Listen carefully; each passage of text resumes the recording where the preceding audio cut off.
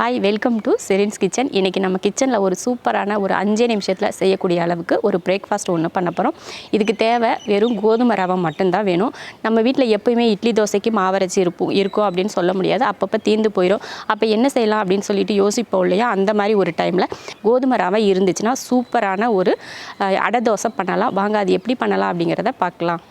1/4 kilo கோதுமை ரவை எடுத்திருக்கேன். இதையே கழுவிக்கலாம். ஒரு பவுலுக்கு மாற்றி கழுவிடலாம்.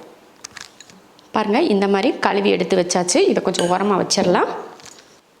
ஒரு மிக்ஸி ஜார் எடுத்துகிட்டு அதில் ஒரு 1/2 ஸ்பூன் அளவுக்கு ஜீரகம், ஒரு சின்ன துண்டு இஞ்சி, அடுத்து ஒரு 4-5 சின்ன வெங்காயம், அடுத்து வரமிளகாய் ஒரு 5 வரமிளகாய் எடுத்துக்கோங்க.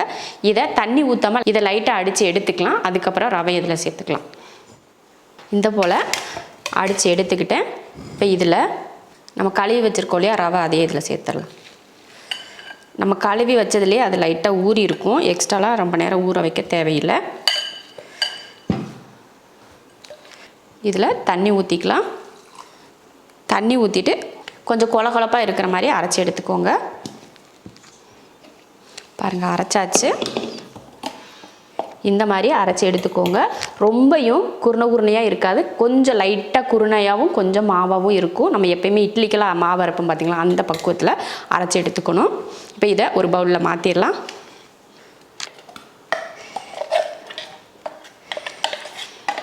போட்டதுக்கப்புறம் 1/4 கப் அரிசி மாவு, பச்சரிசி மாவு இதில் சேர்த்துக்கலாம்.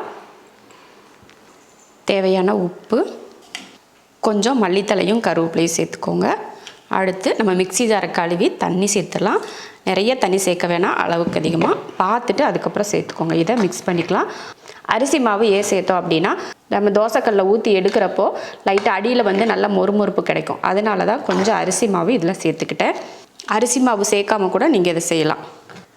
இன்னும் கொஞ்சம் தண்ணி பார்த்திங்கன்னா தெரியும், கெட்டியாக தான் இருக்குது. நம்ம எப்போயும் தோசை மாவு பக்குவத்துக்கு கலந்து எடுத்துடலாம்.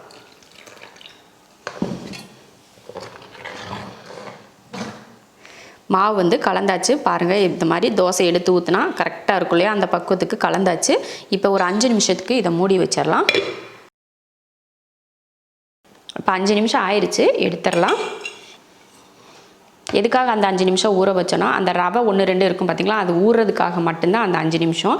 இல்லை நீங்கள் அந்த ரவை நல்லா தான் சாஃப்டாக இருக்குது அப்படின்னு நினச்சிங்கன்னா நீங்கள் உடனே கூட அப்படியே நீங்கள் தோசை ஊற்றிக்கலாம். இப்போ நம்ம தோசைக்கல்லில் ஊற்றி எடுத்துக்கலாம். தோசைக்கல் வந்து நல்லா காஞ்சிருச்சு. இப்போ ஊற்றிக்கலாம். இந்த தோசை வந்து ரொம்ப மொறுமொறுப்பாக வரும் அப்படின்லாம் கிடையாது. மொறுமொறுப்பே இருக்காது. லைட்டாக அந்த அடியில் ஊற்றுறோம் பார்த்திங்களா, அதில் மட்டும்தான் மொறுமொறுப்பு இருக்கும். மேலையெல்லாம் சாஃப்டாக தான் இருக்கும். ஊற்றிட்டு மேலே எண்ணெய் ஊற்றிக்கலாம். இப்போ திருப்பிடலாம். இந்த மாதிரி நீங்கள் வெங்காயம் இல்லாமலே இந்த மாதிரி தோசை செய்யலாம். இல்லை மேலே கொஞ்சம் வெங்காயம் தூவினா நல்லாயிருக்கும் அப்படின்னு நினச்சிங்கன்னா மேலே லைட்டாக நீங்கள் வெங்காயம் தூவிட்டு கூட தோசை ஊற்றிக்கலாம். சூப்பர். எப்போயுமே நம்ம பார்த்திங்கன்னா கோதுமை ரவையில் உப்புமா செய்வோம், கிச்சடி செய்வோம், இந்த மாதிரி தான் செஞ்சிட்ருப்போம். இந்த மாதிரி அடை தோசையும் இந்த மாதிரி ரவையில் செய்யலாம். ரொம்ப அருமையாக இருக்கும். வெள்ளை ரவையில் கூட இது போல் நீங்கள் செஞ்சுக்கோங்க, ரொம்ப நல்லாயிருக்கும்.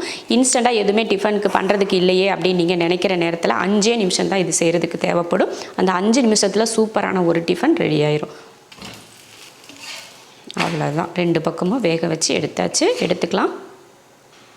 சூப்பராக பார்த்திங்கன்னா கோதுமை ரவை போலையே இல்லை பாருங்கள், கலர் எவ்வளோ அருமை.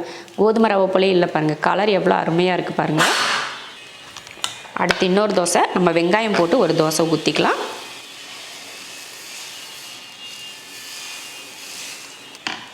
இதுக்கு மேலே கொஞ்சம் வெங்காயம் தூவிக்கோங்க.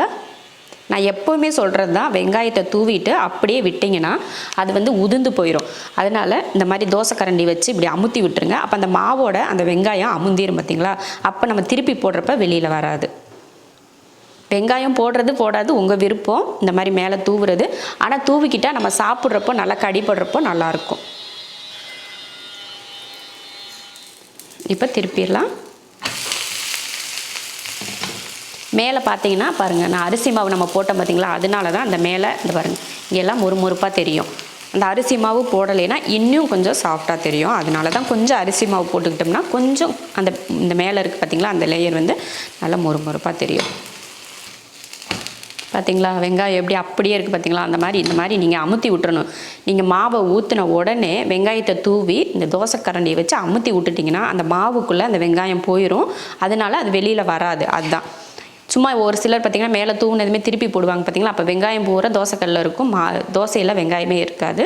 அதனால் நீங்கள் இந்த மாதிரி பண்ணிங்கன்னா உங்களுக்கு வெங்காயம் தோசையில் நல்லா நிற்கும். அவ்வளோதான், சூப்பரான தோசை ரெடி ஆயிடுச்சு. எடுத்துடலாம். வெங்காயம் போட்டு ஒரு தோசை செஞ்சிட்டோம், வெங்காயம் போடாமையும் ஒரு தோசை செஞ்சிட்டோம். நீங்களும் இது போல் தோசை செஞ்சு பார்த்துட்டு எப்படி இருக்குன்னு சொல்லிட்டு கமெண்ட்டில் சொல்லுங்கள். பிடிச்சிருந்தா லைக் பண்ணிவிட்டு ஷேர் பண்ணிவிட்டு நம்ம ஷெரின்ஸ் கிச்சன் சேனலை சப்ஸ்கிரைப் பண்ணி பக்கத்தில் இருக்க பெல் ஐக்கானை கிளிக் பண்ணி வச்சுக்கோங்க.